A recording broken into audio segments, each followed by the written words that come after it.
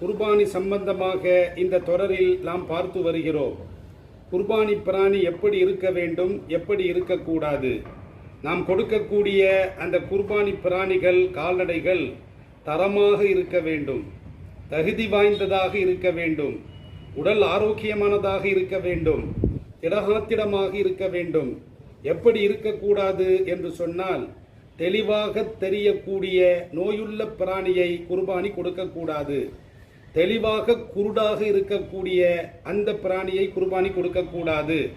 தெளிவாக ஊனமாக நொண்டியாக இருக்கக்கூடிய அந்த பிராணியையும் குர்பானி கொடுக்கக்கூடாது.